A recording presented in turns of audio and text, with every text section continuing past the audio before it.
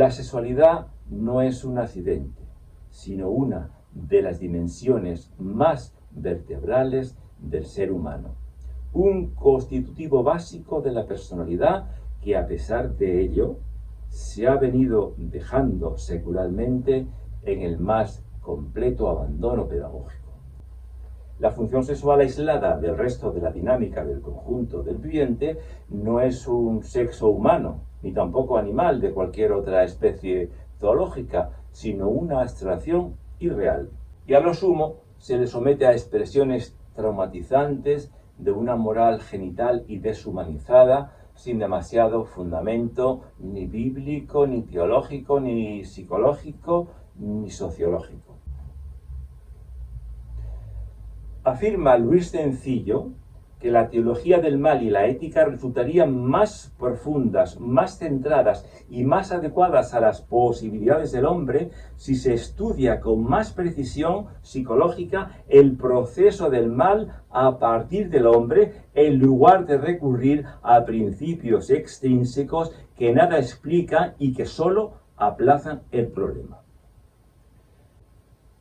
Para los estoicos, la constancia era la unión absoluta y controlada de todas las pulsiones carnales y de todas las facultades psíquicas, de modo que ninguna se movilice sin el control racional, ya que la razón, en griego cosmos, es la participación que el hombre tiene en el logos eterno y cósmico, hasta el punto que la virtud estoica por excelencia era la apatreia, falta de pasión, abstinencia, falta de goce, y la sustinentia, aguante. Pero la fisiología sexual está organizada por el creador de modo que se pierda el control racional en el momento del orgasmo, por lo menos, y empeñarse en realizar virtudes estoicas en ese momento es no solo antinatural, sino antieconómico, ya que el psiquismo humano padece irreparablemente bajo el influjo de estas violencias.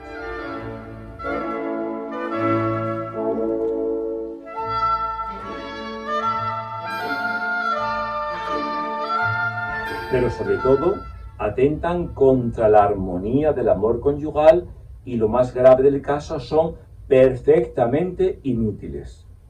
Estas, además, ni son de origen cristiano, ni deben ser absolutas, ni deben aplicarse a todas las esferas de la vida y menos a la esfera del amor matrimonial.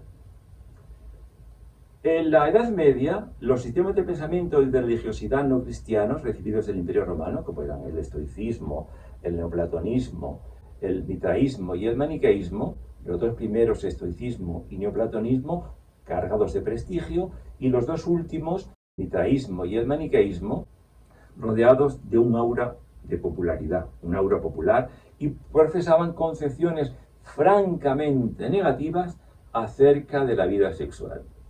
La Estoa y la secta de Mitra pasaron, pero como todos, las dilatadas vigencias dejaron en la historia de Occidente una huella rigorista y antisexual. Y la sexualidad perfectamente integrada en la persona y la existencia social del hombre bíblico quedó descoyuntada, segregada del organismo personal y relegada a la esfera de lo subterráneo e inconfesable.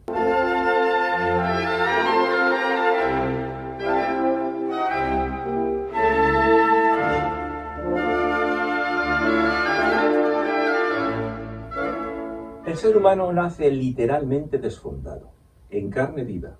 Su corporeidad se halla expuesta a todos los agentes externos casi sin defensas, resultando así el más frágil de todos los mamíferos superiores al nacer.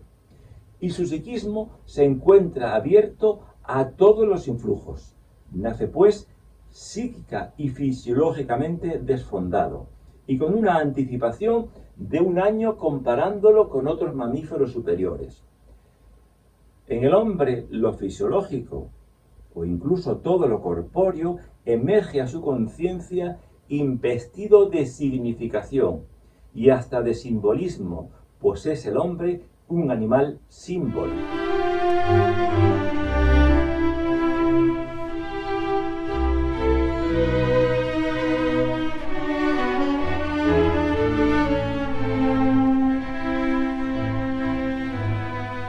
han de ser en este caso los padres y educadores los que atiendan esta necesidad primaria. De los efectos de las investiciones simbólicos significantes de la corporalidad depende el equilibrio o desequilibrio del adulto.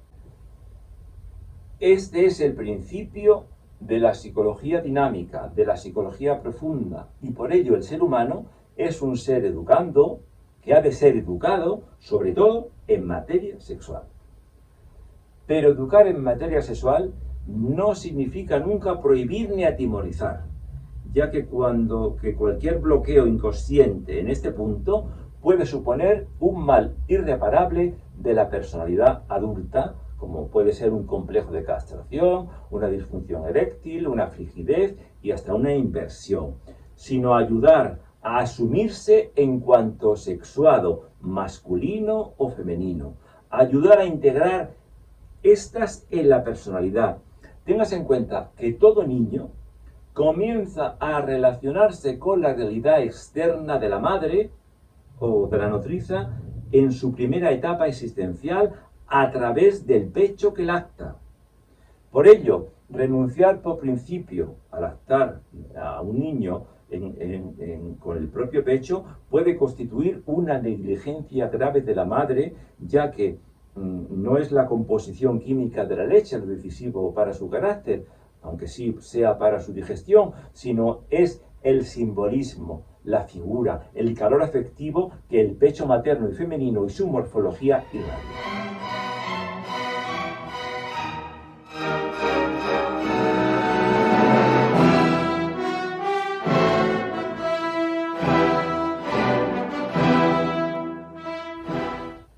Supuesta la sensibilidad abierta en carne viva que el infante posee, supuesta su necesidad primaria de entablar sus primeras relaciones con el mundo de los objetos y de las personas, y que por ello se hace en el terreno de lo simbólico.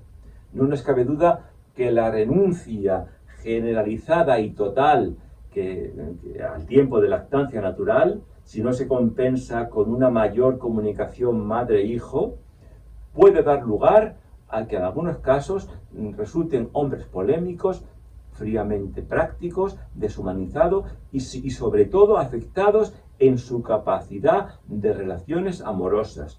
Unos resultarán indiferentes con disfunción eréctil o perversos o sádicos o, por ejemplo, realizarán el tipo que Reich llama fálico narcisista.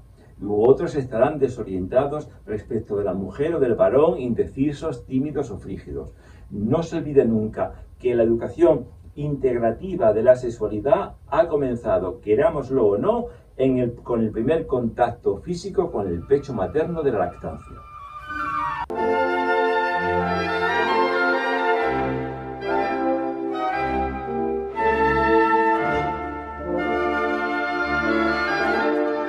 Otras veces, un cariño materno demasiado envolvente y prolongado también puede comunicar una pasividad feminoide y tímida y una inclinación indolente e irresponsable al placer pasivamente recibido a cualquier precio e inmediato. Un bloqueo narcisista, incapaz de comunicación con los semejantes. Otras personas, otras veces, pueden tener un defecto de cariño o soledad.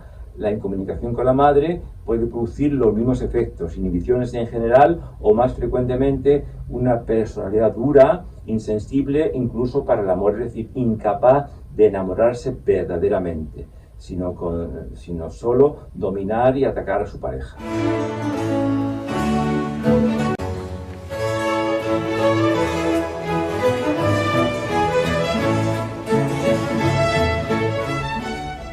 La madre es, en este tiempo de vida, la faz, la cara exclusiva de la realidad para el niño o niña.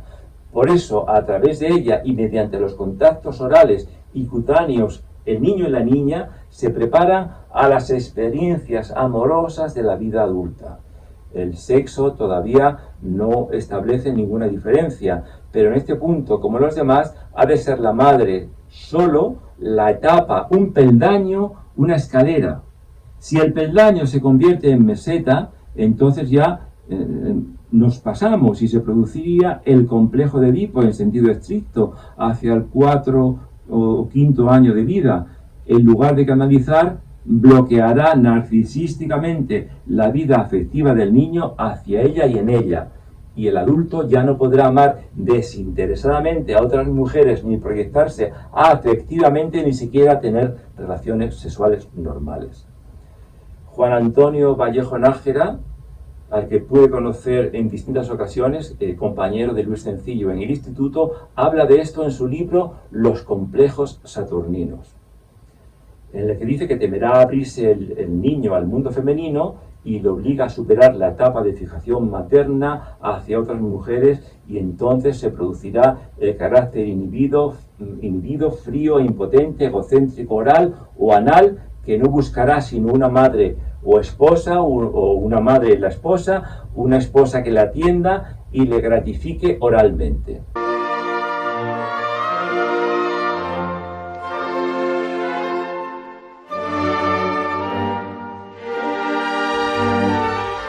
En el caso de la niña, el Edipo se complica con la ambivalencia de la madre y la fijación en el padre, seguida o no de lo que Adler llama protesta viril, que sería la protesta masculina con el impulso presente en el niño, y necesario por supuesto, para elevarse de la posición inferior a la superior.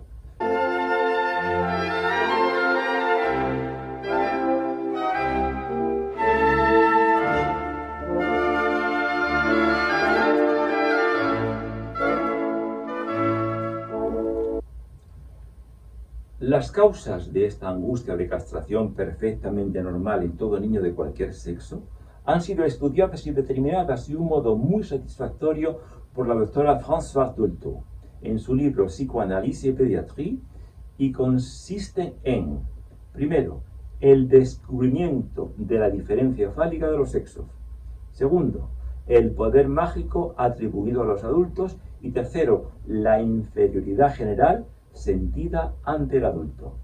Según François Dolto, el primero, el descubrimiento de la diferencia fálica, es inevitable, mientras que los otros dos, el poder mágico de los adultos y la inferioridad sentida ante el adulto, pueden ser evitados en diversa medida, y de ello hablaremos en el próximo vídeo.